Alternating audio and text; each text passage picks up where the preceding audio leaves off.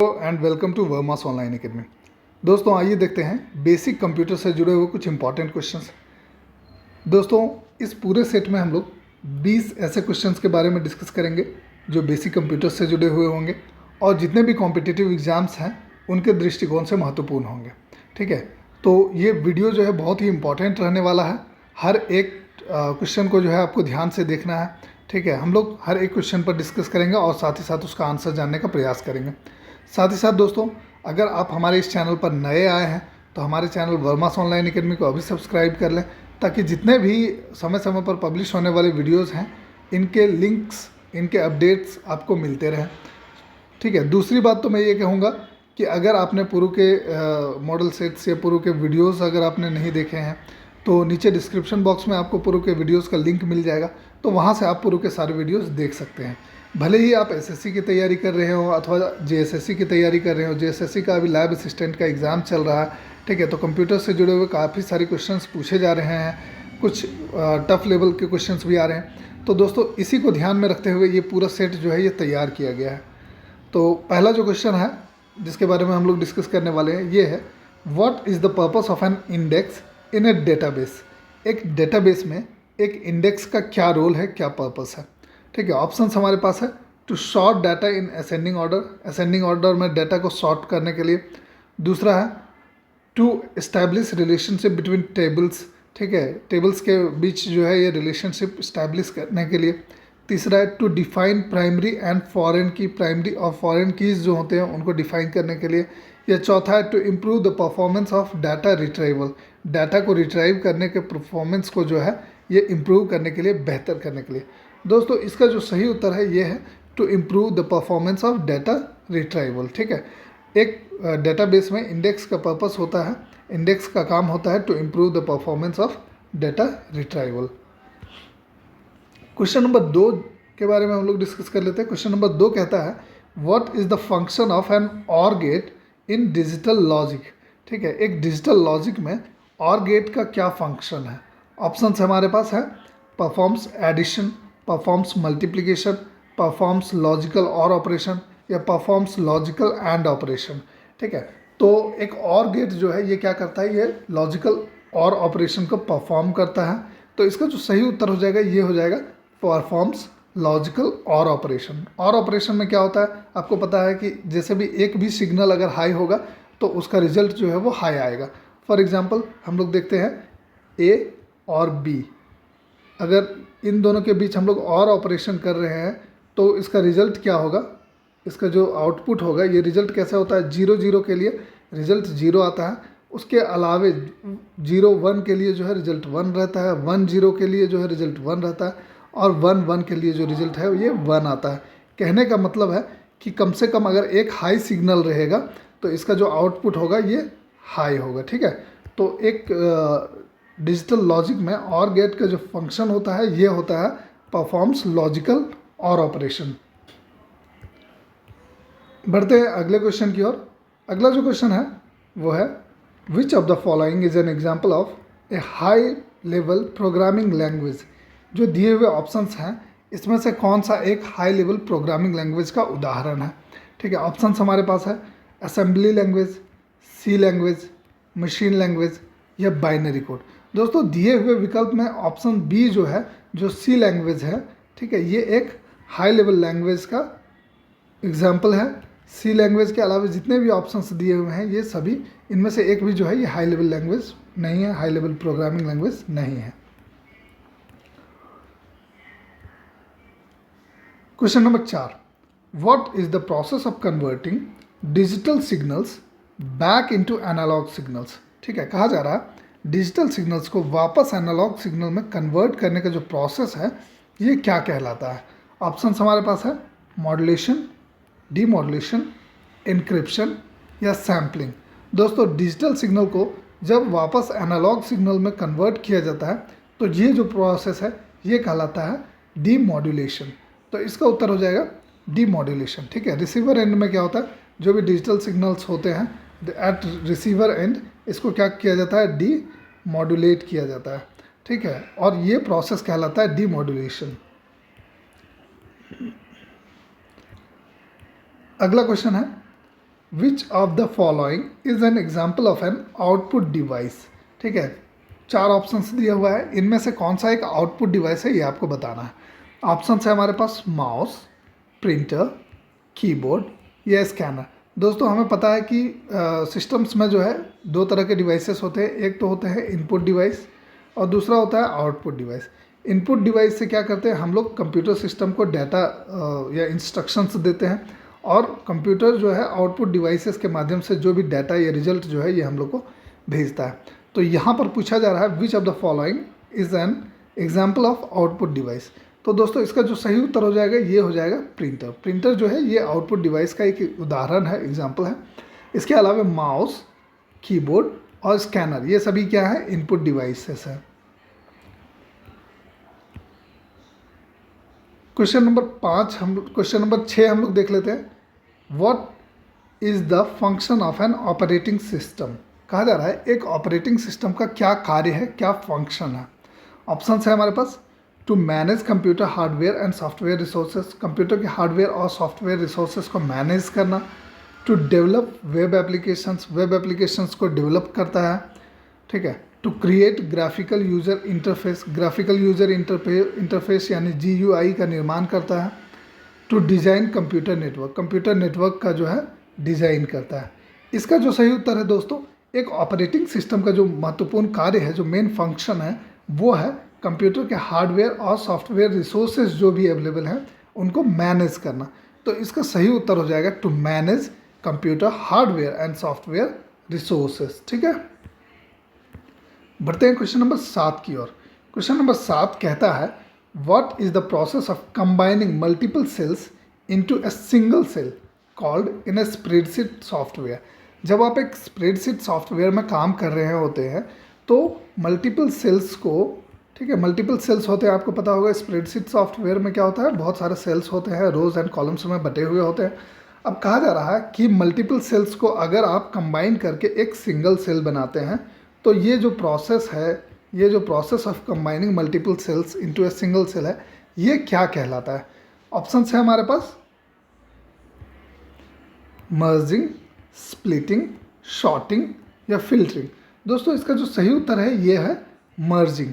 ठीक है, मर्जिंग का मतलब होता है मल्टीपल सेल्स को आप एक सिंगल सेल में कन्वर्ट कर देते हैं। ठीक है, हम लोग सिंपली क्या करते हैं, जब एक स्प्रेडशीट सॉफ्टवेयर में काम करते हैं और आपको मल्टीपल सेल्स को सिंगल सेल्स में कन्वर्ट करना हो, तो जितने भी सेल्स को आपको जो है मर्ज करना हो, तो उन सभी सेल्स को एक साथ हम लोग सेलेक्ट करते हैं, और सेलेक्ट करने के बाद राइट क्लिक करने के बाद, ठीक है, राइट क्लिक करके वहाँ पर ऑप्शंस आता है जिसमें से मर्जिंग के ऑप्शन को क्लिक करते ही आपका जो ये सारा सेल्स है ये मर्ज हो जाएगा। ठीक है, एक सिंगल सेल में कन्वर्ट हो जाएगा। स्प्लिटिंग का मतलब क्या हुआ, एक सिंगल सेल को अलग अलग सेल्स में बांटना, ये स्प्लिटिंग कहलाया। शॉर्टिंग का मतलब क्या हो गया कि आप जो है जितने भी डाटा दिया हुआ है उनको अल्फ़ाबेटिकल या न्यूमेरिकल वे में जो है सॉर्ट आउट कर सकते हैं। फिल्टरिंग में जो रिक्वायर्ड डाटा है उसको आप फिल्टर करके पा सकते हैं। ठीक है, तो इसका जो उत्तर हो जाएगा, जो दिया हुआ ऑप्शन है इसमें से इसका उत्तर हो जाएगा merging, option A. Question number 8 आता है कि विच of the following is a programming language used for building mobile applications. इनमें से कौन सा एक ऐसा प्रोग्रामिंग लैंग्वेज है जिसका इस्तेमाल होता है मोबाइल एप्लीकेशंस के निर्माण में। ठीक है, ऑप्शंस हमारे पास हैं ए जावा, बी पाइथन, सी स्विफ्ट या डी रूबी। दोस्तों दिए हुए विकल्प में ऑप्शन सी जो है ये सही उत्तर होगा, स्विफ्ट। इसका इस्तेमाल होता है मोबाइल एप्लीकेशंस के निर्माण के लिए। ठीक है, अगला क्वेश्चन आता है कि what is the purpose of router in a computer network. एक कंप्यूटर नेटवर्क में राउटर का जो है ये क्या रोल है, क्या कार्य है। कौन सा हमारे पास to connect devices within a local network, local networks के बीच डिवाइसेस को कनेक्ट करने के लिए। ऑप्शन बी है to transfer data between different networks, different networks के बीच जो है ये डाटा ट्रांसफ़र के लिए। Option C to manage email communication, email communications को मैनेज करने के लिए। या to provide power backup for network devices, network devices के लिए पावर बैकअप प्रोवाइड करने के लिए राउटर का इस्तेमाल होता है। तो दोस्तों इसका जो सही उत्तर है यह है option B, to transfer data between different networks, ठीक है, डिफरेंट नेटवर्क्स के बीच डेटा ट्रांसफ़र करने के लिए हम लोग क्या करते हैं, राउटर का इस्तेमाल करते हैं किसी भी कंप्यूटर नेटवर्क में। क्वेश्चन नंबर 10 आता है, which of the following is an example of a file extension used for an image file. जो दिया हुआ विकल्प है इसमें से कौन सा एक्सटेंशन, कौन सा फाइल एक्सटेंशन जो है ये इमेज फाइल के लिए यूज होता है। ऑप्शन है हमारे पास .docs, .text, .jpg, .xls, ठीक है। तो आपको पता होगा DOCX, ये .docs जो है ये यूज़ होता है डॉक्यूमेंट के लिए, वर्ड डॉक्यूमेंट का डिफ़ॉल्ट जो एक्सटेंशन फाइल है ये। टेक्स्ट जो है ये टेक्स्ट के लिए यूज़ होता है। XLSX जो है ये स्प्रेडशीट के लिए यूज़ होता है। .jpg जो है आपको पता होगा कि ये फाइल एक्सटेंशन है इमेज फाइल के लिए, तो इसीलिए इसका जो सही उत्तर हो जाएगा ये हो जाएगा .jpg।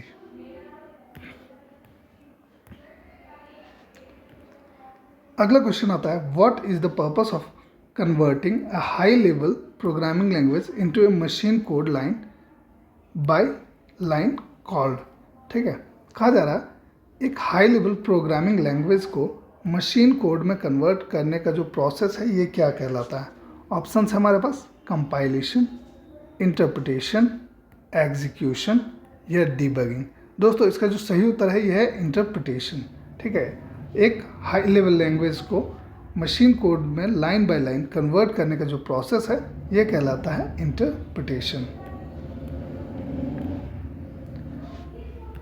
क्वेश्चन नंबर 12 आता है, which of the following is a markup language used for creating web pages. दिए हुए ऑप्शंस में से कौन सा एक मार्कअप लैंग्वेज है जिसका इस्तेमाल होता है वेब पेजेस के निर्माण में। ऑप्शन है हमारे पास जावास्क्रिप्ट, XML जिसे हम लोग एक्सटेंसिबल मार्कअप लैंग्वेज भी कहते हैं, CSS जिसे हम लोग कैस्केडिंग स्टाइल शीट्स कहते हैं, और PHP जिसे हम लोग हाइपर टेक्स्ट प्री प्रोसेसर के नाम से जानते हैं।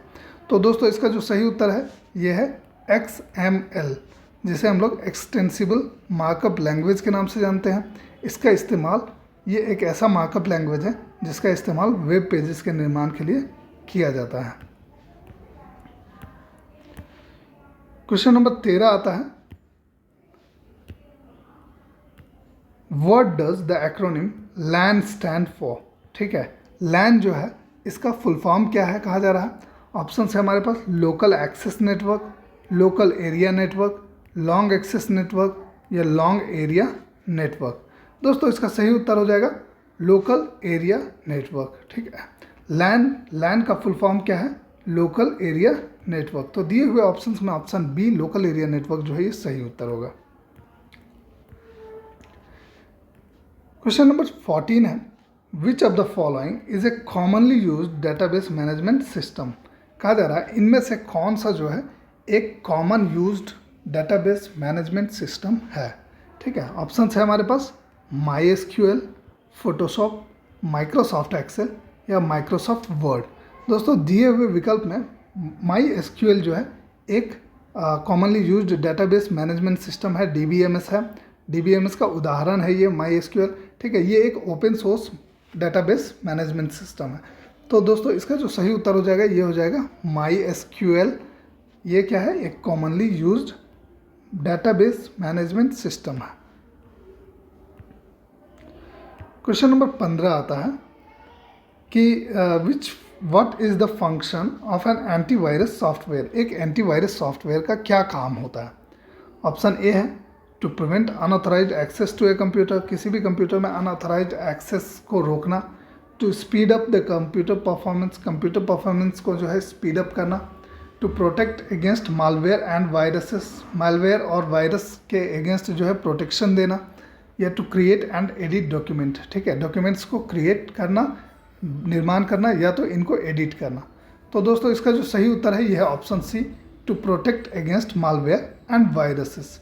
ठीक है, किसी भी कंप्यूटर में एक एंटीवायरस सॉफ्टवेयर जो यूज़ किया जाता है इसका मुख्य काम होता है इस कंप्यूटर को मालवेयर और वायरस से बचाना। क्वेश्चन नंबर 16 है, which of the following is a programming language used for developing web pages.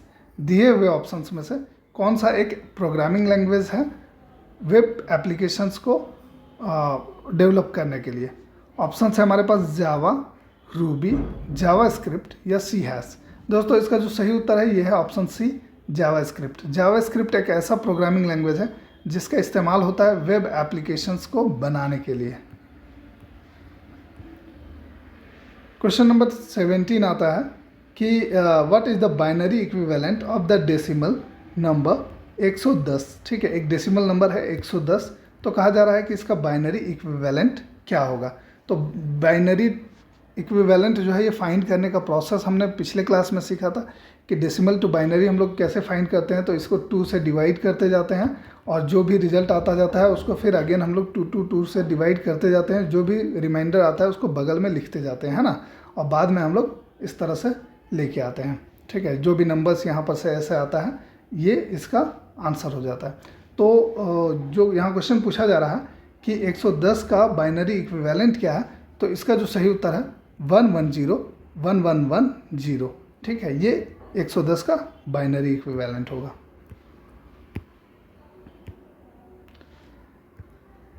Question number 18 है which of the following is a software application used for creating and editing graphics.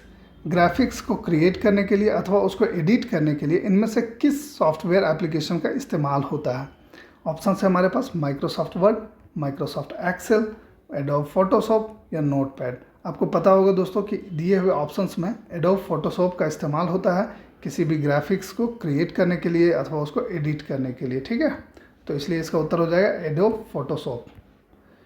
Question number 19 आता है what is the process of converting analog audio signals into digital audio signals called.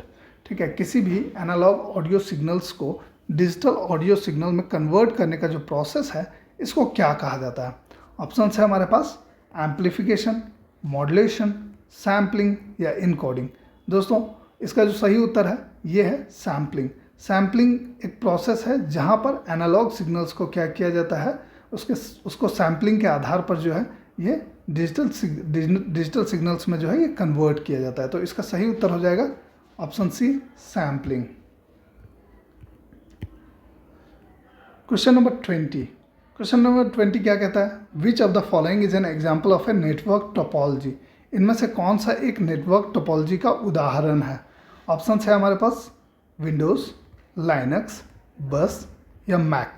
ठीक है, जो दिया हुआ option है दोस्तों इसमें से ऑप्शन ए जो कि विंडोज़, बी जो कि लाइनक्स है और मैक ये सभी ऑपरेटिंग सिस्टम्स हैं।